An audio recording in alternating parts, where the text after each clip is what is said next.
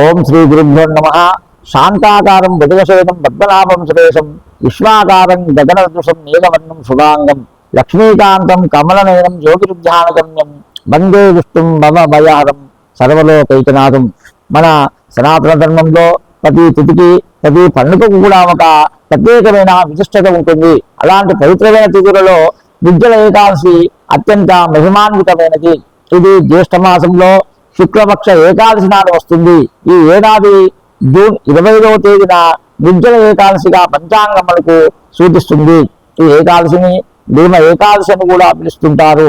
ద్వాపరయుగంలో భీముడు ఏకాదశి నాడు ఉపవాసం చేయలేక ఆకలితో బాధపడుతూ తగిన ఉపాయం కోసమని వ్యాస మహర్షిని ప్రార్థించగా జ్యేష్ఠ శుద్ధ ఏకాదశి నాడు నీరు కూడా త్రాగకుండా ఉంటే సంవత్సరంలో మిగిలిన ఏకాదశులన్నీ కూడా ఉపవాసం చేసిన ఫలితం కలుగుతుందని భీముడితో చెబుతాడు.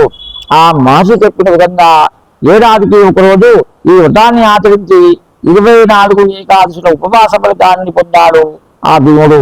మహాభారత కాలంలో భీమసేనుడు ఇతర ఏకాదశి వ్రతాలను పాటించలేకపోయినప్పటికీ వ్యాస మహర్షి సూచించిన ప్రకారం ఈ ఒక్క నిర్జల ఏకాదశి వ్రతాన్ని ఆచరించి అన్ని ఏకాదశి ఫలితాలను కూడా పొందాలని మనకు స్మృతికోత్సవం అనే గ్రంథం చెబుతుంది. ఇక నిర్జల ఏకాదశి అంటే నీరు కూడా తీసుకోకుండా ఉండడం. ఈ రోజు భక్తులు ఆహారం మాత్రమే కాకుండా నీటిని కూడా వదిలి ఉపవాసం చేస్తూ ఆ శ్రీ మహావిష్ణువును అత్యంత భక్తి శ్రద్ధలతో ఆరాధిస్తుంటారు. శక్తి మేరకు ఉపవాసం పాటించి ఆ శ్రీ విష్ణు సహస్రనామ స్తోత్రాన్ని పారాయణం చేయడం, గీతాప్రదం చేయడం కూడా ఉత్తమమైన ఫలితాలను ఇస్తుంటుంది. అలాగే విష్ణు పురాణ పఠనం, శ్రవణం ఉన్నతమైన కార్యసిద్ధిని కలిగిస్తుంది. విశేషమైన మంత్రాలు పురాణాలు పఠించలేని వారు కనీసం ఓం నమో నారాయణాయ అని అష్టాక్షరీ మంత్రాన్ని యథాశక్తిగా జపించినా స్మరించినా అద్భుతమైన ఫలితాలు కూడా పొందవచ్చు.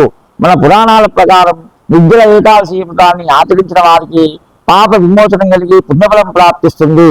ఆయురారోగ్యాలు ఐశ్వర్యం కలగడంతో పాటు విష్ణు కటాక్ష సిద్ధిస్తుందని భక్తుల విశ్వాసం. ఈ పవిత్రమైన రోజున దాన ధర్మాలు చేయడం కూడా ఎంతో గొప్పదిగా చెప్పబడింది. ముఖ్యంగా నీరు, గొడుగు, వస్త్రాలు, పండ్లు అన్నదానం చేయడం ద్వారా విశేష పుణ్యఫలాలు లభిస్తాయని శాస్త్రాలు పేర్కొంటున్నాయి.